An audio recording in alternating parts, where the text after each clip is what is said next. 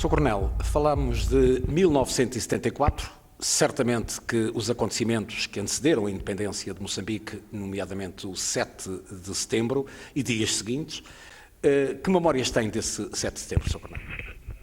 Ora, é evidente que tenho memórias do 7 de setembro, até porque, enfim, acabei por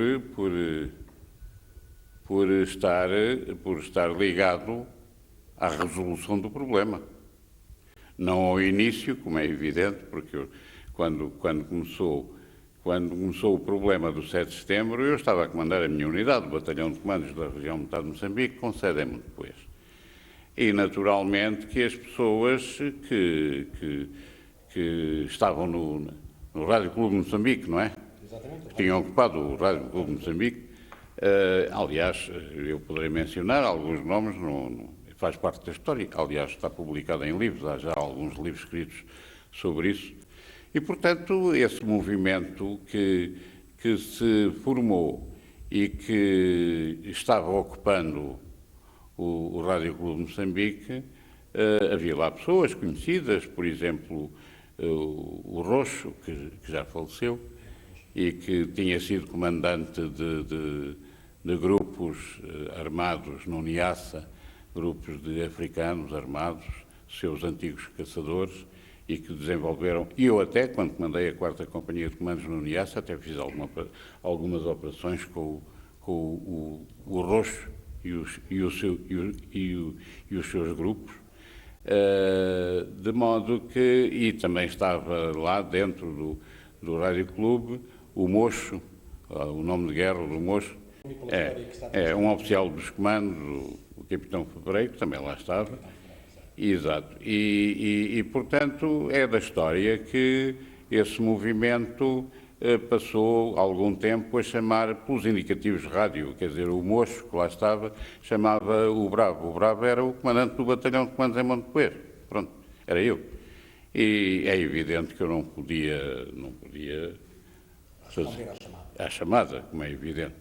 Antes, pelo contrário, eu fui, digamos, contactado pelo comando da região militar de Moçambique para ir lá a Lourenço Marques com 2 companhias de comandos resolver o problema. É evidente que pensei no assunto e fui a Nampula, porque ir a Lourenço Marques com 2 companhias de comandos para resolver o problema era uma coisa um bocado impensável, porque estavam lá dentro do Rádio Clube de Moçambique, comandos na disponibilidade, paraquedistas na disponibilidade, fuzileiros na disponibilidade, GEs na disponibilidade, alguns brancos, outros pretos, de todas as cores, não é? E portanto, eu não iria apresentar-me com 2 companhias de comandos em Lourenço Marques. Em primeiro lugar, a primeira coisa que aconteceria era, ao desembarcar no aeroporto, ser imediatamente rodeado pela população de Lourenço Marques, que naturalmente procuraria desmobilizar os soldados. E depois, quer dizer, também esse problema poderia ser resolvido e ultrapassado, mas, quer dizer, era um bocado impensável ir pôr companhias de comandos a assaltar. Quase que dava uma ideia de provocação. Exatamente. De maneira que, pensando bem no assunto e deslocando-me ao comando em Nampula, falei com o comandante da região militar na altura, já faleceu, o Sr. General Orlando Barbosa, que compreendeu perfeitamente a situação e aceitou a minha proposta. E eu propus-me deixar as companhias de comandos na Beira, em reserva, e deslocar-me eu sozinho a Lourenço Marques para ir lá conversar com as pessoas que lá estavam. Exatamente.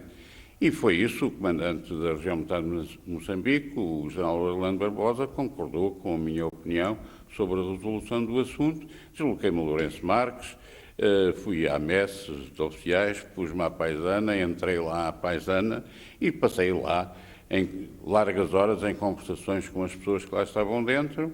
E de vez em quando saía, ia falar com o Sr. General Orlando Barbosa, e estabeleceram-se ali conversações que levaram a que o Rádio Clube de Moçambique acabasse por ir sendo desocupado, e foi de facto desocupado, e não houve qualquer ação armada, nem qualquer ação violenta, e resolveu-se assim naturalmente, esta situação que não tinha outra resolução possível. Era impossível pensar noutra resolução.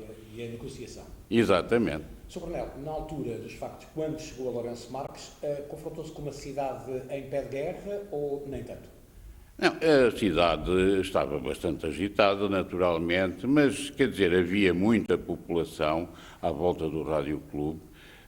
No aeroporto também, havia muita população no aeroporto, à espera para ver se vinham as companhias de comando ou não vinham as companhias de comando, e também havia muita população à volta do Rádio Clube. Havia, de facto, uma grande agitação. De pessoas. Aparece, de facto, um ex-militar português, na altura ainda militar português, mas pronto, que entra pelo Rádio Clube e lê uma senha, Galo Galo amanheceu. Pensa que essa senha foi o bastante para acalmar, ou de certa forma travar alguma agitação que pudesse estar a ocorrer na altura? Sim, naturalmente que sim, que também teve a sua importância, naturalmente. A solução nunca poderia ser militar. A solução tinha que ser sempre encontrada do ponto de vista político.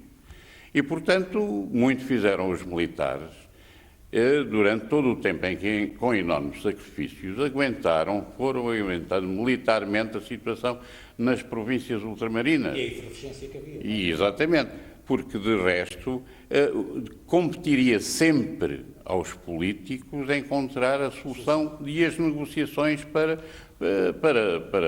que cada qual seguisse o seu rumo, não é verdade?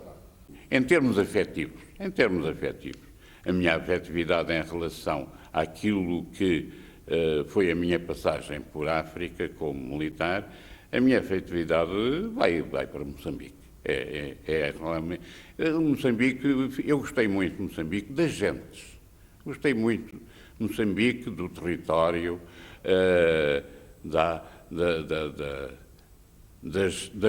dos horizontes da África, mas também gostei muito das gentes da África. Faz algum sentido para as gerações vindouras recordar esse fragmento da história recente de Moçambique?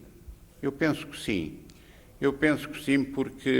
Porque a história é importante para que realmente os nossos filhos e os nossos netos saibam realmente a razão de ser da forma como os povos se vão organizando, os países se vão tornando independentes e os esforços que foi necessários para chegar a essas situações de liberdade.